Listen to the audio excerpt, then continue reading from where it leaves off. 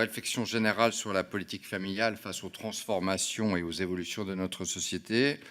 Pour cela, nous entendons depuis quelque temps déjà le point de vue de philosophes, de sociologues, d'économistes, pour nous permettre de progresser dans nos réflexions.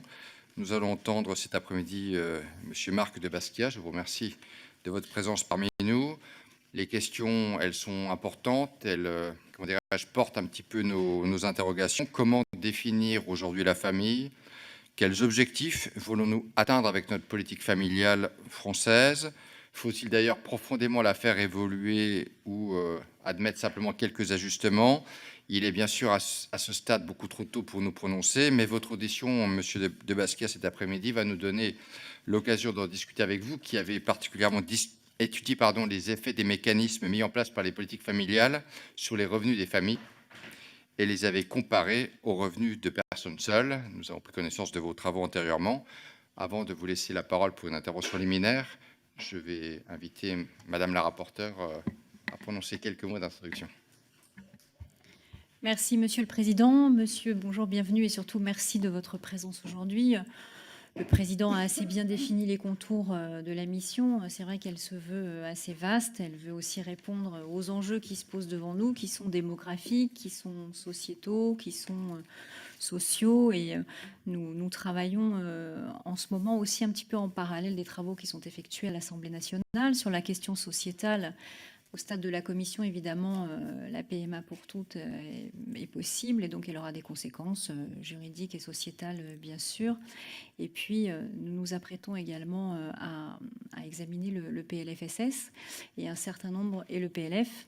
Et un certain nombre de questions vont se poser à nous d'ordre davantage fiscal. Je pense au quotient familial, peut-être des questions à réinterroger autour aussi des allocations familiales et d'un certain nombre d'aides et de prestations. Donc, merci par avance des éclairages que vous pourrez apporter autour de toutes ces questions. Merci, Madame la rapporteure. Monsieur Basquiat, nous vous écoutons. Vous appuyez simplement sur... Comme ça, parfait. Voilà, donc j'ai reçu effectivement, merci beaucoup de votre invitation. Je suis heureux de pouvoir présenter mes travaux dans votre commission. J'ai reçu donc une série de 9 questions. Et donc, si ça vous convient, je prévois de suivre les 9 questions et d'y insérer les éléments que j'avais préparés. Donc, comme ça, si ça vous convient, je pense que c'est plus simple.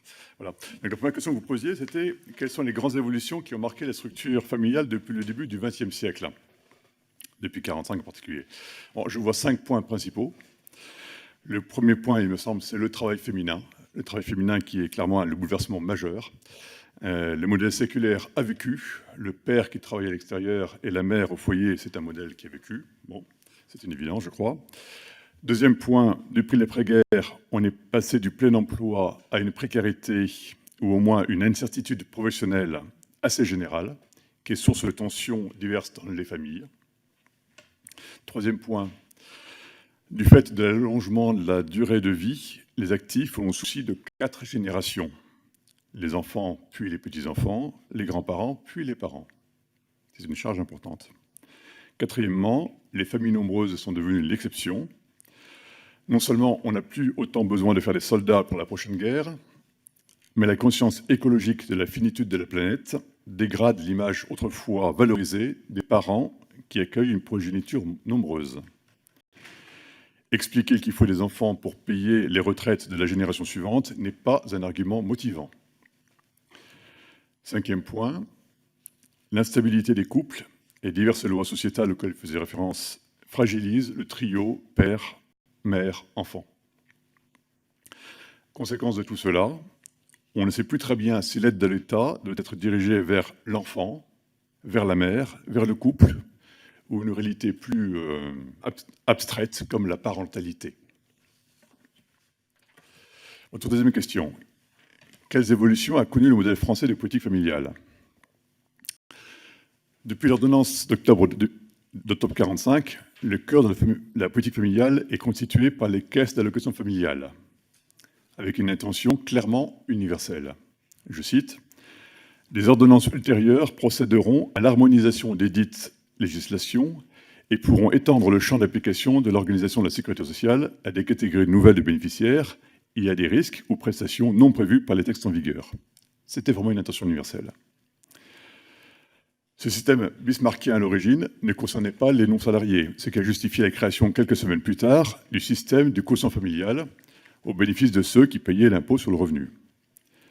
La loi du 22 août 1946 a étendu très largement le périmètre d'application des allocations familiales, le système devenant plus beveridgien, bien que toujours financé par les cotisations sociales, mais sans remettre en cause le quotient familial, assez largement redondant. La principale prestation, les allocations universelles, est longtemps restée un socle stable, universel, indépendant des ressources des parents. Mais à défaut de leur indexation sur le niveau des salaires, leur poids dans le budget des ménages n'a cessé de diminuer. Ceci explique probablement la création continue de diverses prestations complémentaires conditionnelles, taillées souvent en fonction des capacités budgétaires. Le plafonnement de l'effet du quotient familial en 1998, abaissé en 2013 et 2014, a fortement rogné le bénéfice de la réduction d'impôts pour les plus riches. La modélisation des allocations familiales par François Hollande a permis de générer des gains budgétaires rapidement, mais c'est le dernier épisode majeur qui a abouti à créer un tableau assez impressionniste que vous trouverez en page 2 du support que je vous ai envoyé, si vous l'avez sous les yeux. Donc ce tableau un peu impressionniste, que je vais commenter, pour ceux qui l'ont sous les yeux, donc, est construit donc, de la gauche vers la droite. De la gauche, on voit les personnes qui ont des bas revenus, et vers la droite, les personnes qui ont des hauts revenus. Vers le bas, on voit des aides sociales qui sont dégressives en fonction des revenus, qui diminuent donc. Sur la droite, on voit des prestations de nature fiscale, des avantages fiscaux qui eux, progressent et ensuite sont plafonnés. Au niveau social comme au niveau fiscal, on commence dès le premier enfant, avec une accélération au troisième enfant. Au niveau fiscal, on a un niveau maximum pour les parents isolés. Au-dessus, vous avez les prestations familiales dégressives qui, elles, commencent au deuxième enfant seulement. Vous avez tout en haut les prestations spécifiques, indépendantes des revenus, typiquement l'ASF. Et j'ai mis au milieu quelques curiosités que je ne détaillerai pas, mais il y a des choses bizarres un peu partout, donc ça, on ne va pas aller dans ce détail-là, on s'y perdrait très rapidement. En tout cas, je parle d'un tableau impressionniste, j'ai mis beaucoup de couleurs, pour bien montrer qu'on est sur quelque chose qui est effectivement assez compliqué à expliquer à qui que ce soit. Mais néanmoins, ce qu'il faut voir et qui est extrêmement important, c'est que la politique familiale, aujourd'hui, est la conjugaison de 4 dimensions, du social, du fiscal, du familial et du spécifique. Il y a vraiment 4 dimensions. Et on ne peut pas analyser la politique familiale actuelle si on ne fait pas la démarche d'aller regarder ces 4 dimensions et voir comment elles s'articulent les unes avec les autres. Si on en oublie une, on passe à côté du chemin. Votre troisième question était, ces évolutions que je viens de décrire, se sont-elles faites de manière cohérente? Et le modèle de politique familiale est-il suffisamment adapté aux évolutions des structures familiales? Alors je montrerai avec une expression bien connue. Pour qui ne dispose que d'un marteau, tous les problèmes ont des têtes de clous. C'est ce que j'aime bien. Voilà, tous les problèmes ont des têtes de clous. Et il y en a parfois l'impression que l'outil principal de la politique familiale est le rabot. Avec le rabot, on fabrique des copeaux, et avec un peu de colle, on rafistole par-ci par-là. C'est à peu près ça qu'on voit, le rabot. Il manque une vision d'ensemble, claire, consensuelle, compréhensible par toute la population. C'est la moindre des choses en démocratie. Si un enjeu des prestations monétaires est de rassurer les couples sur le soutien de l'État à leurs projets parentaux, la simplicité des dispositifs légaux est nécessaire. Ce n'est plus le cas. Quatrième point. Pensez-vous que la politique familiale, notamment dans sa traduction financière, par les prestations diverses et l'allocation familiale, forme aujourd'hui un ensemble cohérent? Non. Les incohérences sont nombreuses et massives. Et pour ce faire, je vais utiliser quelques planches, quelques graphiques que vous avez sous les yeux. Sur la page 3. Sur la page 3, je figure donc les aides dont bénéficient les familles monoparentales avec un enfant. Sur la gauche, les familles qui n'ont pas ou peu de revenus. Sur la droite, les familles qui ont des revenus élevés. Et je parle de familles monoparentales. On voit que cette courbe est fortement croissante. Il y a 2 niveaux. Quand on a des bas revenus, on a un niveau d'aide relativement faible. Quand on a des hauts revenus, l'aide est beaucoup plus forte. Beaucoup plus forte. Donc les monoparentales aisées sont plus aidées que les pauvres. C'est flagrant. c'est élevé. Ce n'est pas un détail, c'est très, très flagrant. Et ceci est dû au quotient familial et au fait que le plafond du quotient familial pour les personnes monoparentales est nettement plus élevé que pour les couples. C'est très fort. Le deuxième tableau, là on voit des couples avec un seul enfant, où on voit cette séparation, on voit il y a deux mondes. Les personnes qui bénéficient d'aide sociale, donc le RSA, un complément du RSA pour leur enfant, sur la gauche, et sur la droite, les personnes qui bénéficient d'aide sous forme fiscale, quotient familial, parce qu'ils ont un enfant, qu'ils ont des revenus élevés. Et entre deux, vous avez un fossé, parce qu'effectivement, au milieu, il y a peu ou pas d'aide. Le fossé qui descend à zéro, c'est quelque chose que j'avais fait donc début 2018.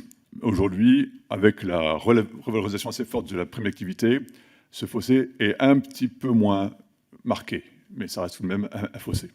C'est la prime d'activité qui comble le fossé, c'est quand même un comble. Donc le deuxième message, c'est que les couples avec un seul enfant sont très peu aidés, surtout de niveau modeste à moyen. Le troisième graphique, page 5, là je prends le cas de familles nombreuses. Les familles nombreuses bénéficient d'un certain nombre parmi 10 dispositifs de soutien monétaire. Sur la gauche, on a des aides de nature sociale, on a du familial dégressif et on a du fiscal sur la droite. Et quand on combine tout ça, ces 10 dispositifs, on arrive à un résultat assez flagrant que finalement, le montant cumulé est à peu près stable autour de 900 €. Pour 4 enfants en l'occurrence. Autour de 900 €. Donc pourquoi faut-il 10 dispositifs pour fabriquer 900 €? C'est assez compliqué à comprendre. Donc là, c'est vraiment l'héritage que l'on voit, les sédimentations et les ajustements qui ont été faits les uns après les autres, qui donnent ce résultat de quelque chose qui est relativement homogène, mais avec 10 dispositifs. Le dernier graphique de la série, page 6, montre la résultante de l'ensemble des mécanismes redistributifs sociaux, familiaux et fiscaux pour les enfants sur les familles qui sont avec 1, 2, 3 ou 4 enfants, soit en couple, soit monoparental. Je ne vais pas aller dans le détail, ce graphique qui a été construit par mon ami Léon Régent est un graphique assez frappant qui montre quelque part un plat spaghetti, je ne sais pas comment on peut l'écrire autrement, un plat spaghetti qui vous dit voilà, l'aide par enfant, selon les cas, ça peut être en 0, ça peut être 400 €, et ça varie de manière totalement erratique. Donc nous n'avons absolument aucune explication rationnelle sur l'évolution du niveau de l'aide par enfant selon la composition des familles. Et ceci est très choquant. C'est très choquant. Il n'y a aucune explication à ça. Voilà, donc la question de la cohérence, j'espère que ma démonstration est suffisante pour expliquer pourquoi je dis non, ce n'est pas cohérent. Quatrième question.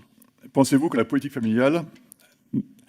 Pardon, cinquième question. Les prestations familiales sont-elles aujourd'hui adaptées? Ce mode de redistribution me semble-t-il pertinent. Alors aujourd'hui, la politique familiale, comme je le disais, est une composition compliquée, combinaison compliquée de social, de familial, de fiscal et de spécifique. À un moment, il faudra faire un choix. Il faudra faire un choix. La préconisation la plus évidente me paraît être de clarifier la juxtaposition de 4 catégories de dispositifs indépendants. D'une part, nous avons le fiscal. L'objectif du fiscal, c'est de prélever en fonction de l'assiette, rien d'autre. Et quand je dis cela, c'est extrêmement violent. Le fiscal, c'est en fonction de l'assiette. La TVA, ça prélève sur la consommation. La CSG, ça prélève sur les revenus, sur tous les revenus. L'IS, ça prélève sur les bénéfices des sociétés. Le TICPE, ainsi de suite. Tous ces impôts ont une cohérence, ont une efficacité. 156 milliards, 100 milliards, 26 milliards. Il y a une efficacité. L'impôt sur le revenu plafonne à 73 milliards €. Et cet impôt qui est extrêmement compliqué. Et je dirais que calculer un impôt en fonction de la composition des familles va à l'encontre de la recherche de la performance fiscale et de l'équité. Donc c'est une erreur, je pense, flagrante. Deuxième aspect, deuxième catégorie, le social. Le social, ce sont les transferts verticaux vers les pauvres, sous condition de ressources. Il y a des ressources déficientes, donc là, finalement, il y a des sociales pour aider ces personnes qui ont des difficultés particulières. Le familial, donc là, je vous propose la page 7 de ma présentation, où là, la proposition d'une allocation familiale unique, extrêmement simple, dit voilà, un enfant, c'est un enfant. Selon l'âge, on peut différencier éventuellement. Mais l'idée, c'est pour vous avoir un forfait par enfant qui ne dépende plus du rang de l'enfant, qui ne dépende pas de la composition de la famille, qui ne dépende pas de quoi que ce soit. Voilà, un forfait, un enfant, mettons, entre 0 et 14 ans, d'ordre de 200 €, au-dessus de 14 ans, d'ordre de 250 €.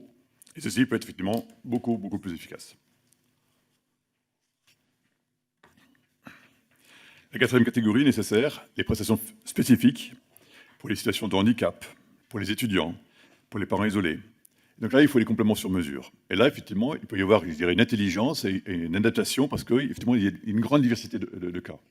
Mais ceci, c'est additionnel, c'est complémentaire. C'est au-dessus du socle qui, lui, devrait être beaucoup plus robuste et systématique. L'idée principale est de généraliser le « et » à la place du « ou ». Aujourd'hui, on est dans telle ou telle catégorie. On est pauvre, on est dans le social, on est ici, on est ça. Bon, il faudrait arrêter ça, dire qu'il y a un « et ». Un enfant, c'est 200 €. Fin de l'histoire. Et vous êtes étudiant, d'accord, on va ajouter ça. Et vous êtes pauvre, d'accord. Et vous êtes tel problème, ok. Et c'est du « et ». On ajoute les prestations de manière compréhensible. Chaque catégorie a une fonction précise et ne doit pas empiéter sur les autres. Votre sixième question était les avantages fiscaux favorisant les familles, notamment pour la garde d'enfants, sont-ils un mécanisme pertinent? Pourrait-il être amélioré? Bon. Alors, de façon générale, l'économiste que je suis est réticent sur les avantages fiscaux ciblés. Un bon impôt est un impôt productif. Ses recettes sont élevées. L'assiette est large. Il n'est imité par aucune exception.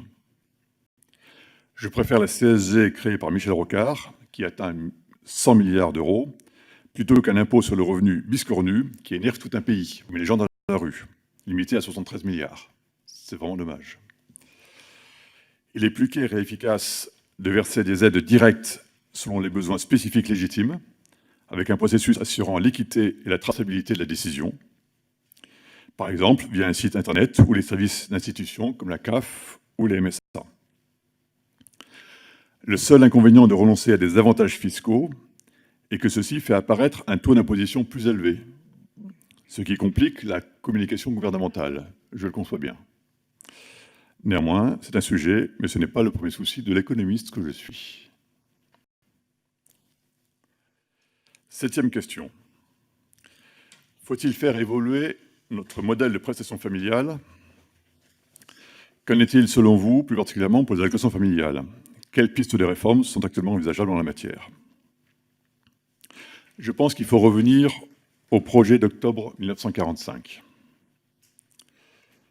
Des allocations familiales universelles, allouées pour chaque enfant, sans considération de son âge ou de son rang.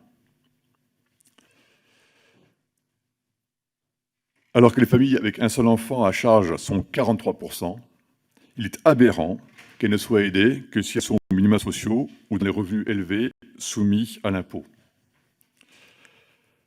L'exception française d'absence d'allocation familiale pour le premier enfant doit disparaître.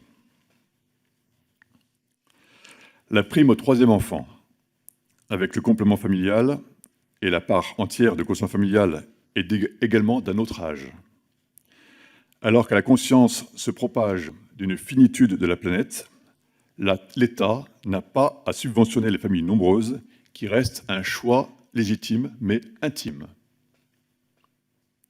D'ailleurs, la quasi-totalité des familles nombreuses commence avec un, puis deux enfants à charge, et termine de même. Sur le cycle de vie complet, la diminution de la prime au troisième enfant serait en grande partie compensée par l'augmentation pour le premier et le deuxième enfant. La modulation en fonction des revenus compense grosso modo le bénéfice fiscal dont bénéficient les familles aisées grâce au quotient familial. Il faudra à un moment le courage politique de tirer un trait entre ces deux anomalies et adopter un forfait unique par enfant. L'ordre de grandeur actuel, c'est 200 € par mois pour chaque enfant jusqu'à l'anniversaire de ses 14 ans, puis 250 € à partir de 14 ans. Huitième question. Pensez-vous que le coût économique de la politique familiale soit aujourd'hui justifié compte tenu de ses objectifs? La politique familiale est-elle efficace? Il faudrait d'abord se mettre d'accord sur les critères d'efficacité. Est-ce le taux de natalité? En comparaison internationale, l'Allemagne dépense plus que nous pour ses enfants, avec la natalité que nous savons. Si c'est le critère, oui, la politique française, familiale, est relativement plus efficace. Si la politique familiale est d'abord une aide aux parents pour qu'ils élèvent correctement leurs enfants, pour en faire des citoyens actifs et responsables, la réponse est moins évidente. Dans le beau film de Fabien Marceau, La vie scolaire, on voit des parents responsables et des éducateurs dévoués face aux difficultés sociales d'un quartier du 9-3. Le film a une tonalité positive, mais montre aussi des échecs douloureux. Je trouve que c'est une belle image. Que l'État aide les parents à faire leur travail me paraît un choix gagnant. Pour ma part, je formulerai ainsi l'objectif principal de la politique familiale: accompagner l'acquisition d'autonomie des jeunes entre 16 et 25 ans. Faire des adultes autonomes, responsables. C'est ça qui est, pour moi, l'objectif le plus sérieux qu'on puisse formuler. Et si c'est bien cela cet objectif, la politique actuelle manque de cohérence. Là, je vous invite à consulter le tableau de la page 8, où vous voyez 17 dispositifs. Ce sont 17 dispositifs applicables aux jeunes entre 16 et 25 ans, évidemment qui dépendent des âges, qui dépendent des différentes conditions. Allocation d'entrée scolaire, allocation familiale, bien entendu, allocation forfaitaire, allocation logement, RSA, quotient familial, bourses diverses et variées. Bon, vous avez 17 mécanismes. Est-ce que ces 17 mécanismes produisent au final des jeunes autonomes? Sans doute, mais on pourrait sans doute le faire de manière beaucoup plus explicite. Je crois qu'on pourrait repenser totalement le soutien de l'État aux 16-25 ans, dans cette seule perspective d'atteindre une autonomie d'adulte responsable. Sur la page 9, je précise ma proposition. Je remplacerai volontiers les 17 dispositifs par un socle forfaitaire de 250 € par mois versé aux jeunes, sauf décision contraire des parents avant 18 ans et du jeune ensuite. Systématique. De 16 à 25 ans, 250 € versés aux jeunes, sauf exception. Ensuite, des compléments d'autonomisation indépendants, cumulatifs, accordés en fonction des ressources du jeune et de ses parents.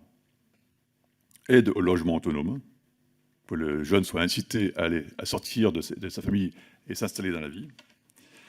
Complément financier en cas de défaillance parentale, ça arrive malheureusement. Prise en charge partielle ou totale des frais de scolarité, selon les moyens.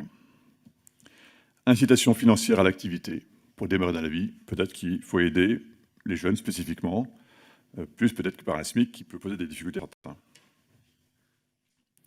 Ceci constituerait une simplification considérable, orientée vers un objectif clair, l'autonomie de nos jeunes adultes.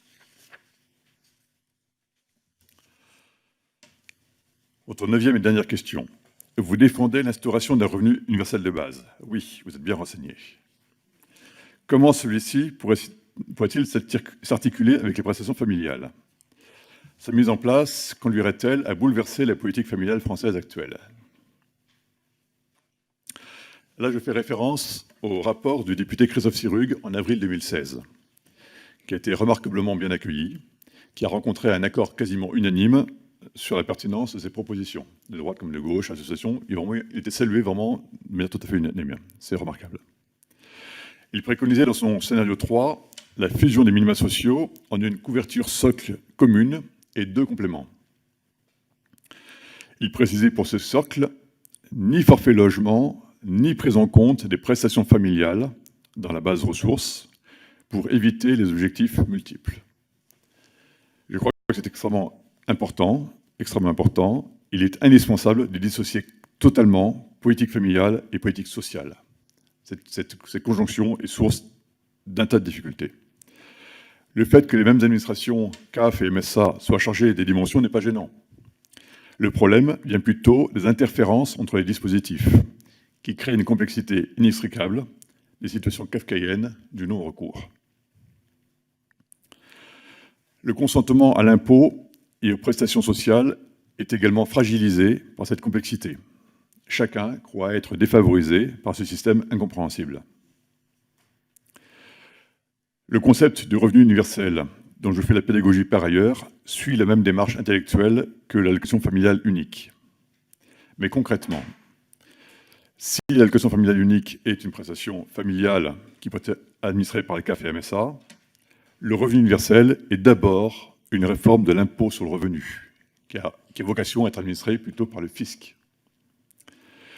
Nous avons organisé ce lundi au Sénat un colloque d'une journée sur ce sujet, en commençant par approfondir pendant 2 heures la réforme de la politique familiale.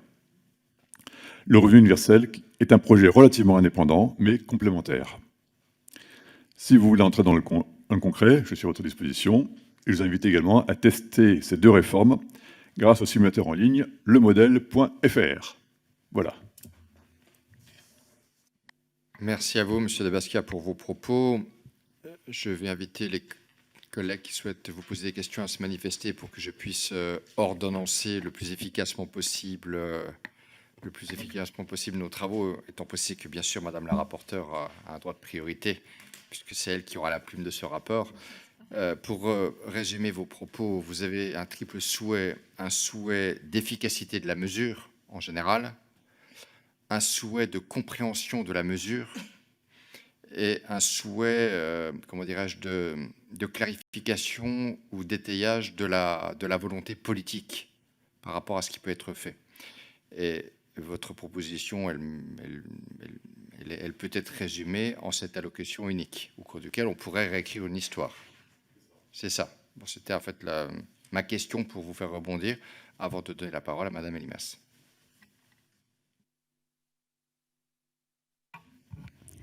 Merci beaucoup, monsieur, pour cette intervention et ces propos éclairants. Je partage globalement ceci, notamment dans l'idée qu'il manque bien une vision d'ensemble, et c'est d'ailleurs la raison pour laquelle nous sommes ici à siéger au sein de cette mission, puisque nous cherchons, nous aussi, une vision des objectifs, de l'ambition et surtout de la cohérence, comme vous l'avez si justement dit.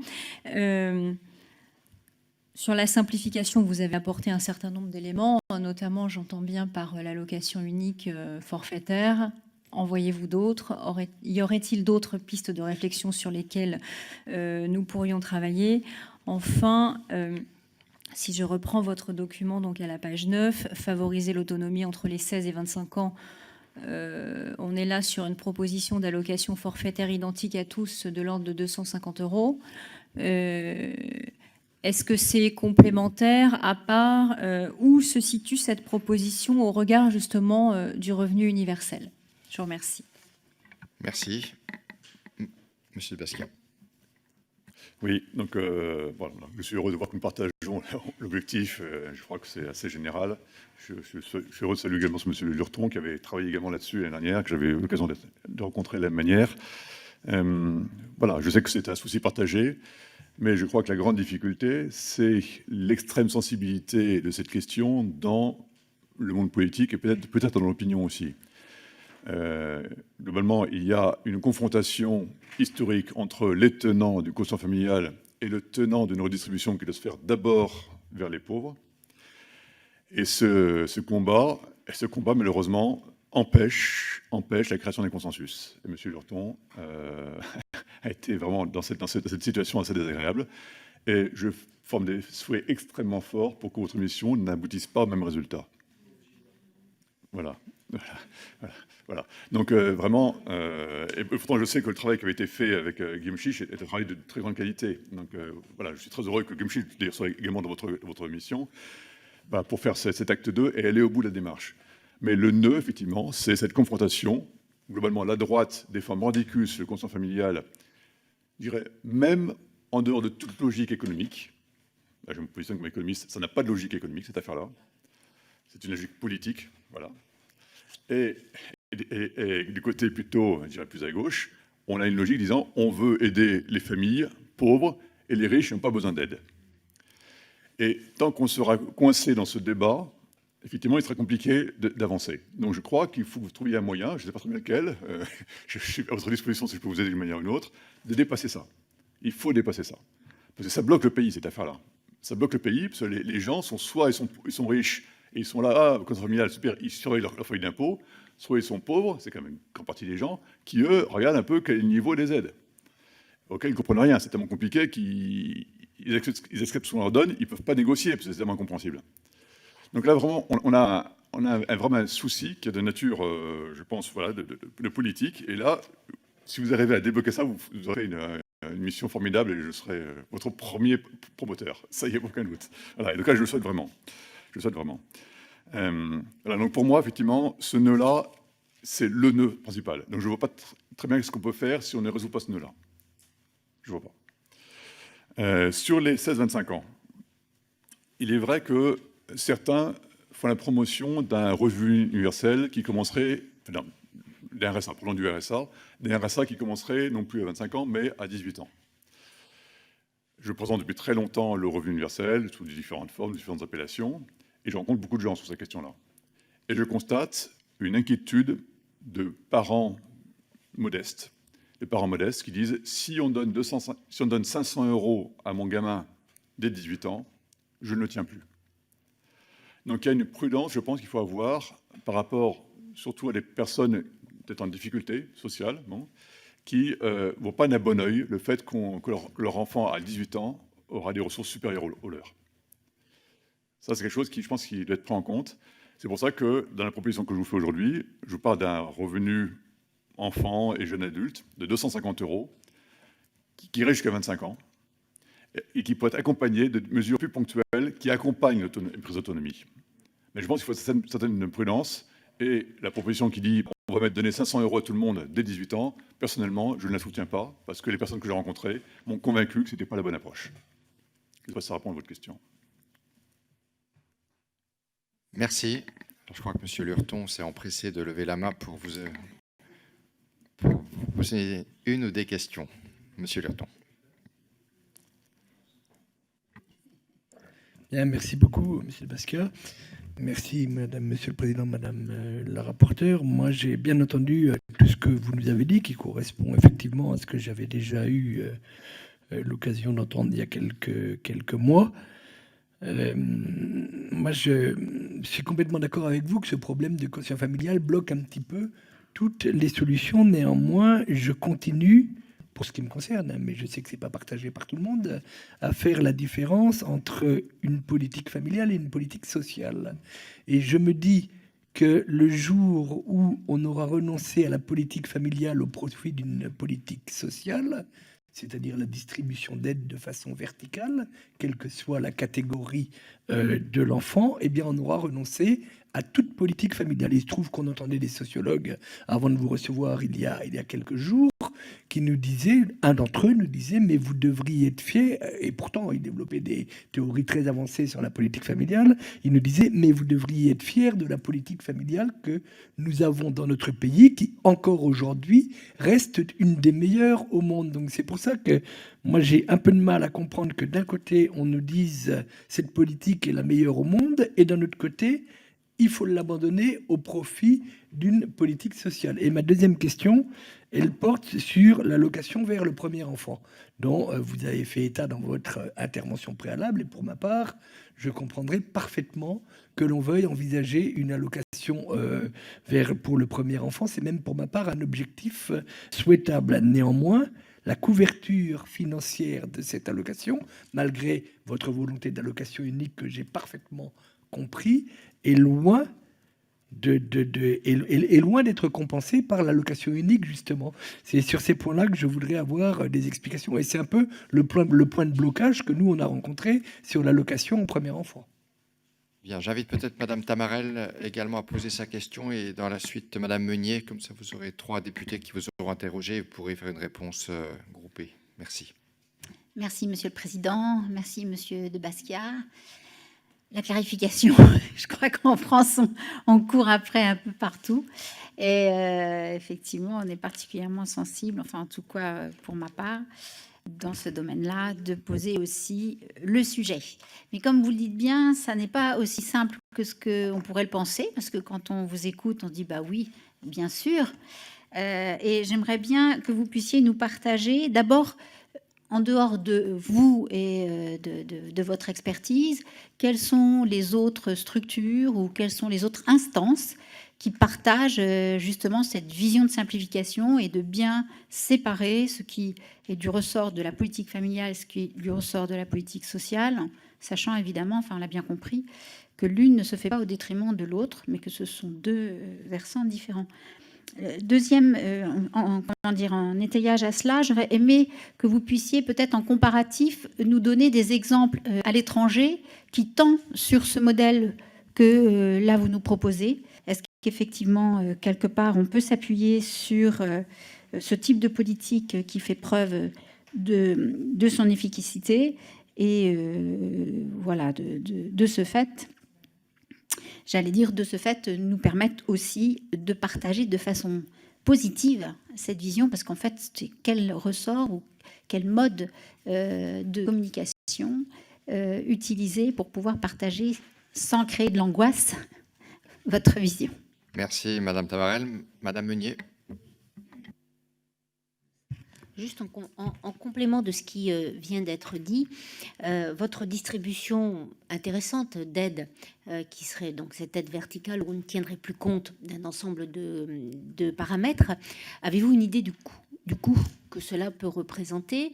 Est-ce que nous sommes dans l'enveloppe qui existe actuellement avec une répartition donc différente que vous considérez comme plus équitable, plus juste, plus adaptée? Est-ce qu'on est au-dessus? Est-ce qu'on est en dessous? Voilà. Est-ce que vous avez une idée? Merci, mes chers collègues. Monsieur de Basquiat, pour répondre à nos trois collègues. Merci beaucoup. Alors, Monsieur Lurton, effectivement, quand vous dites, je suis totalement d'accord avec vous, vous dites, il ne faut absolument pas mélanger politique familiale et sociale. Là, je partage à 100 000 %. Et je crois qu'effectivement, du moment où on explique que aider les enfants, c'est aider les pauvres, je crois qu'on fait une erreur de fond. Un enfant, c'est un enfant. Il n'est ni pauvre ni riche, c'est un enfant en devenir, c'est une promesse. Un enfant, c'est une promesse, et nous devons soutenir les promesses, quelles qu'elles soient dans le 9-3 ou à Versailles, c'est une promesse. Et donc, je ne vois pas du tout pourquoi on irait aller... Je ne comprends pas ce discours qui dit, voilà, il faut aider les enfants pauvres.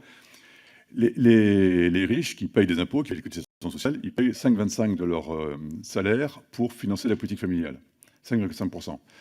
Si les parents de familles riches qui payent des cotisations élevées, on dit, non, vous êtes riches, vous avez le droit juste de payer, vous n'avez pas le droit de recevoir, c'est quelque chose qui est quand même très, très, très bizarre.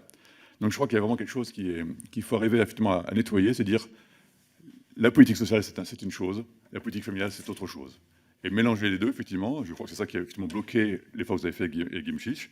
C'est très dommage, parce que Guillaume Chiche était un peu un tenant de cette position-là, et ça a un petit peu rendu les choses difficiles. Vous dites aussi que les sociologues nous disent que nous pouvons être fiers de notre politique familiale.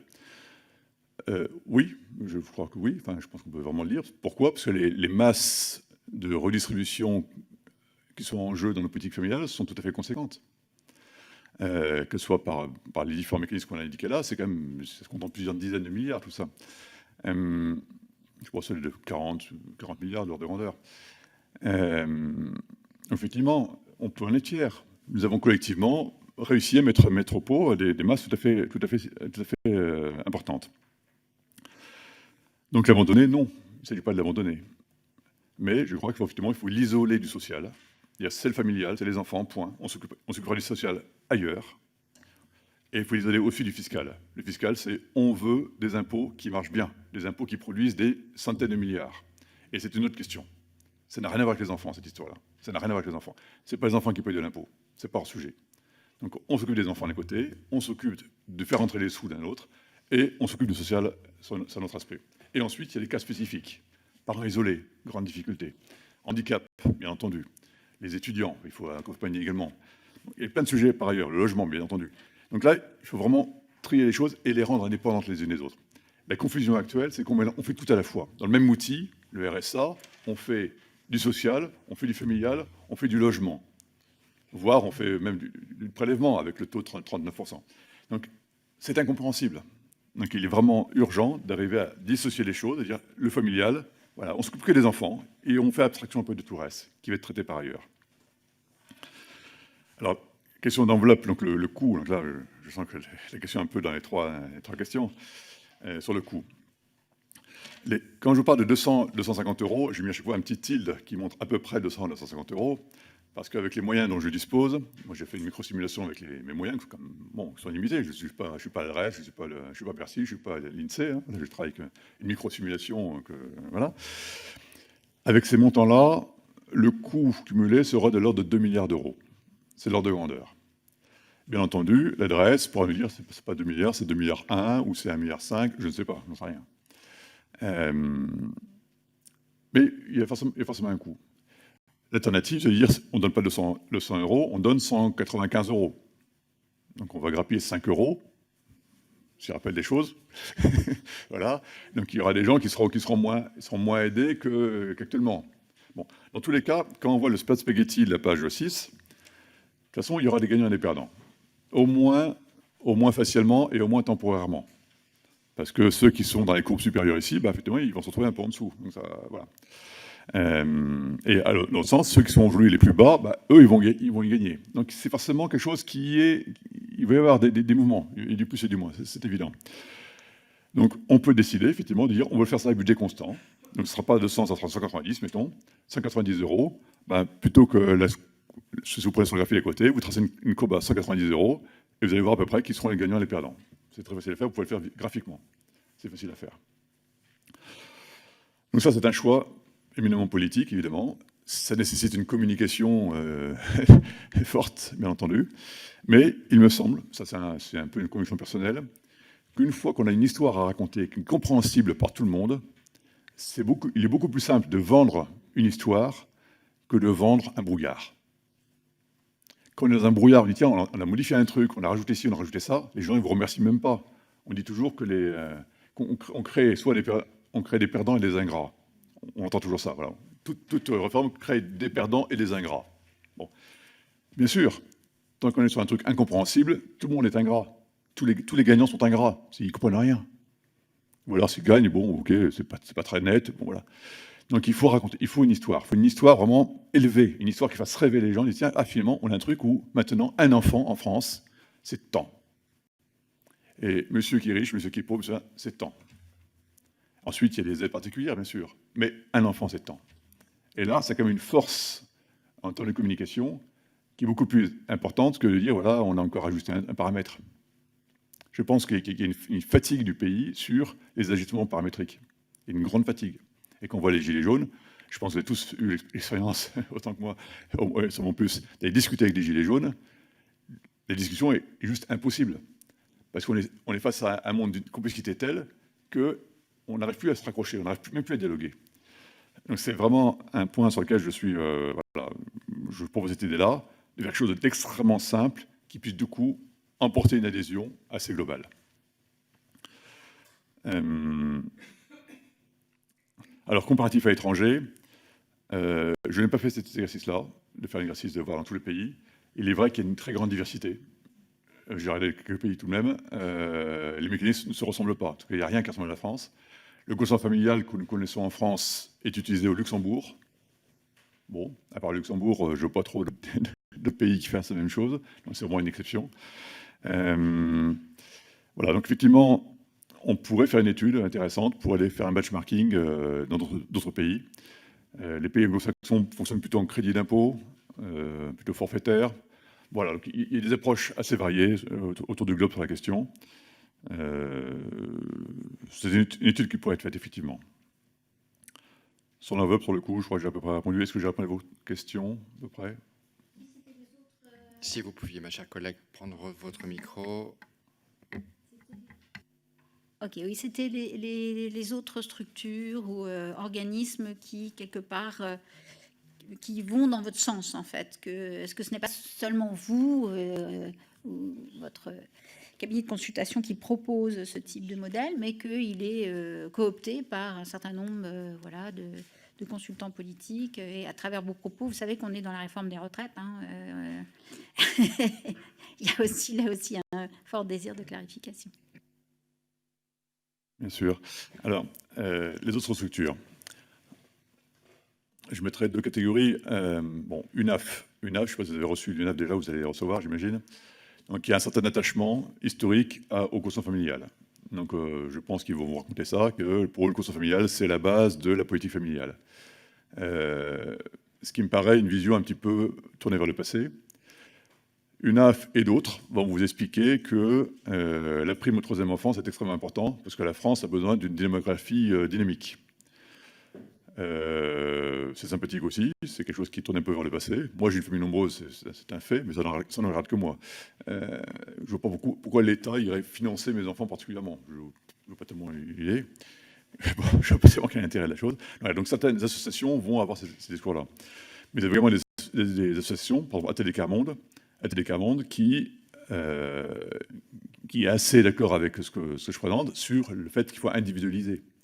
À un moment, il faut passer à quelque chose de beaucoup plus dynamique, individualisé, pour que les gens soient beaucoup plus libres de faire des choix rationnels et ainsi de suite. Alors, je pense que dans le parcours que vous allez continuer à faire, j'imagine, vous allez entendre des choses extrêmement variées. Donc je ne veux pas me prononcer pour les autres, hein, forcément, mais vous allez entendre des choses variées, c'est certain. Merci. Je crois que Madame Park souhaitait vous interroger à son tour. Merci, Monsieur le Président. Moi, je partage le constat. Vous avez utilisé l'image de tableau impressionniste pour les prestations, nos prestations sociales et puis le paysage global. Je partage également le constat sur le premier enfant, un couple avec un seul enfant qui représente 43%, comme vous le disiez tout à l'heure, où effectivement il faudrait faire quelque chose. Et comme vous nous avez donné quelques explications assez techniques, moi j'ai pas saisi les 4 piliers que vous avez expliqués tout à l'heure. Vous disiez il y avait le pilier social, le fiscal, le familial, et je ne vois pas ce que le spécifique englobe, parce que vous disiez tout à l'heure qu'il fallait qu'il y ait une articulation entre ces quatre piliers-là, et je n'arrive pas à comprendre le dernier. Je vous remercie. Merci, Monsieur Bast. Oui, donc effectivement, j'ai sans doute été trop rapide là-dessus. En fait, finalement, il faut reprendre le tableau impressionniste de la page 2. Ça fait effectivement, vous avez d'un côté les aides sociales qui sont globalement pour les familles démunies. Vous avez les avantages fiscaux qui sont plutôt pour les familles aisées. Vous avez les prestations familiales qui sont pour tout le monde, mais seulement à partir du deuxième enfant. Et vous avez en haut le spécifique qui est, voilà, vous êtes parents isolés, vous êtes étudiant, vous avez, voilà. Là, on va faire des choses plus sur mesure parce qu'il y a des cas particuliers qui peuvent être très nombreux, bon, entendu, mais qui sont moins généraux. On se quitte la généralité. Et je dis que ça, c'est des briques qui devraient évoluer vers, d'une part, du social, qui est social, mais qui laisse un peu tomber la dimension enfant, le fiscal, qui enlève la dimension enfant, le spécifique, qui prend vraiment des cas particuliers, donc là, ok, ça va bien, et le familial, qui doit être vraiment le cœur du dispositif, disant, voilà, les allocations familiales, c'est tant par enfant, c'est systématique, c'est homogène, et il n'y a pas de discussion. C'est vraiment la vision globalisante de ces allocations familiales uniques, qui sont vraiment le cœur du côté familial. Mais du coup, les autres aspects sont, pour moi, beaucoup plus indépendants de celui-ci. Pour reprendre, Monsieur de Basquiat, votre tableau impressionniste, une curiosité, quand vous mentionnez quelques curiosités, nous avons justement la curiosité de savoir quelles seraient ces curiosités. Mon Dieu. Vous êtes un homme très courageux. Dans le graphique que vous avez, peut-être le graphique de la page 5, vous avez le graphique avec les 10 aides pour les couples avec 4 enfants. Vous avez effectivement des différentes petites couleurs. Vous avez la prime de Noël, la PFA, prime de fin d'année, qui, elle, dépend du nombre d'enfants, dépend de l'âge des enfants, différentes choses. Et vous avez le soutien du RSA, le soutien du RSA pour enfants. En fait, comme on déduit les allocations familiales et le complément familial en partie, ça a des effets parfois un peu curieux. Parfois, le complément RSA peut être négatif. Il y a des cas où le RSA a un effet négatif sur les ressources de l'enfant. Bon, ce n'est pas les grosses sommes, Voilà, donc c'est des trucs comme ça, où les expliquer comme ça, cette situation, c'est vraiment très compliqué. Mais on a vraiment des trucs vraiment, dont l'effet est absolument aberrant, absolument aberrant. Merci. Est-ce que certains... Oui, allez-y, mes chers collègues. Merci, Monsieur le Président. Sans vouloir confronter une nouvelle fois les territoires ruraux et les territoires urbains, il s'avère quand même que voilà, quand nous avons des enfants qui doivent partir en études en territoire ultra-rural, ça peut être un sacré frein pour envoyer, surtout quand il y a une fratrie et que les enfants, il y a plusieurs enfants qui partent en même temps vers les métropoles parce qu'il n'y a pas de pôle universitaire. Donc, si je comprends bien, ça peut faire partie de la partie sociale, mais néanmoins, c'est quand même très compliqué et je me rends compte chez moi qu'il y a des familles qui n'envoient pas leurs enfants en études supérieures ou même des fois en apprentissage parce qu'il y a aussi le problème de transport, d'hébergement. Et parce que forcément il y a un manque de moyens, même si les bourses existent, donc c'est voilà, une allocation unique, oui, mais peut-être à moduler en fonction des territoires. Merci. Y a-t-il une autre demande d'intervention, une question? Monsieur Bazin. Merci, Monsieur le Président, Madame la rapporteure. Bon, je ne suis pas d'accord avec tout ce que vous avez dit, mais ce qui est intéressant, c'est que vous avez porté avec cohérence votre propre message sur la conviction qui est la vôtre. Je souhaiterais avoir votre avis, notamment avec cette perspective de préconiser des forfaits, sur ce qu'on peut observer, notamment dans le rapport qui a été commis par une de nos collègues sur les fraudes aux prestations familiales, où on voit parfois des familles avec enfants qui ont bénéficié d'une certaine manière de prestations pleines dans plusieurs pays différents. Oui, j'ai un exemple dans la commune de Lunéville. On est plutôt à 6 000 € de prestations, tout compris, pas que familiales, par famille, pendant un certain temps, ce qui a amené pour une vingtaine de familles. On est retransmis ou pas? Oh mince. Je retire tout ce que j'ai dit. Nous savons juste que c'est Lunéville. Pour le reste, l'anonymat est préservé. Heureusement, ça a été débusqué grâce au travail, mais pour 22 familles, ça avoisine quasiment 1 million d'euros. Et donc, dans la politique familiale, bien sûr, on peut amener de l'efficience, mais aujourd'hui, on sent bien qu'il peut y avoir des abus, et surtout avec cette notion de forfait automatique, n'y a-t-il pas un risque de dérive s'il n'y a pas d'examen comme ça se le fait? Alors peut-être qu'il faut l'améliorer, hein, mais au cas par cas de chaque famille avec les réalités qui sont là.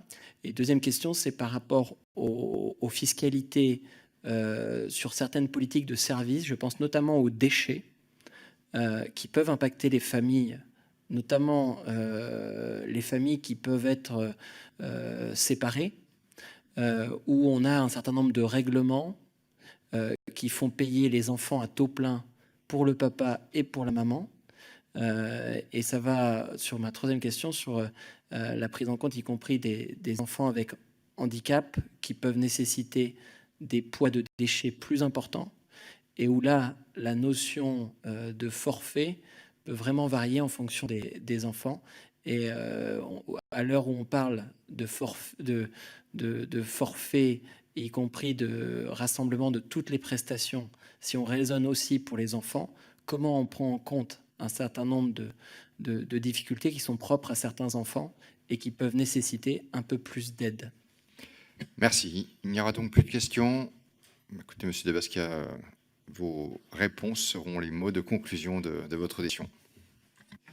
Merci beaucoup. Donc, votre question sur la partie sur les enfants en zone rurale et ultra-rurale est clé. Et là, je pense que c'est un très bon exemple justement de la zone spécifique. Je ne vois pas tellement ça dans le social, ça va dans le spécifique. Et là, je pense que ce serait intéressant que les territoires puissent avoir des moyens de financer des solutions adaptées à la réalité de leur territoire. Vous me dites qu'il y a des familles qui n'envoient pas leurs enfants à l'université de la ville qui est trop loin, c'est trop compliqué, c'est trop onéreux. Je pense effectivement qu'il y a une bonne raison pour que les communautés locales s'organisent et trouvent des solutions, financent des solutions pour répondre à ça. Je ne pense pas que ce soit une solution nationale, je ne pense pas. Je pense que c'est spécifique, géré, voilà, à une échelle où vraiment on est vraiment dans le problème, on connaît bien le problème et on va prendre la solution peut-être la plus adaptée. C'est mon sentiment, mais je ne déclare pas la vérité là-dessus, hein, c'est un sentiment. Voilà. Quand je vois la grimace que fait votre collègue, peut-être que ma réponse n'est pas la bonne, je ne sais pas. Voilà. Et Monsieur Bazin, alors les fraudes. Alors moi j'ai un sentiment, encore une fois je ne dis pas que c'est la vérité, un sentiment c'est que plus un système est simple, plus il est facile de le contrôler. Quand un système est incompréhensible, pour le contrôler, il faut un peu être compétent. Il faut envoyer du monde sur le terrain qui a des bacs plus 14, qui peut vraiment comprendre les problèmes. Voilà, donc je pense plutôt qu'une solution très simple, forfait individuel, si c'est 200 € par enfant, 250 selon l'âge, si c'est pour tout le monde pareil, où qu'on soit sur le territoire, celui qui a 270 se dit pourquoi les 270, c'est une raison ou pas? Bon, ça se voit, enfin, ça peut se voir plus facilement. Voilà, donc je pense que la simplicité des mécanismes est plutôt un allié dans la lutte contre la fraude, il me semble. Bon. Par rapport aux déchets, je pense que vous faisiez peut-être référence à la taxe d'enlèvement des ordures ménagères, la taxe incitative, j'imagine, c'est ça, la TOMI. Donc là, je ne suis pas un spécialiste de cette question-là. Il est certain qu'il faut certainement avoir une politique par rapport à ce genre de choses qui soit plus ajustée, prendre en compte des exceptions, bien entendu.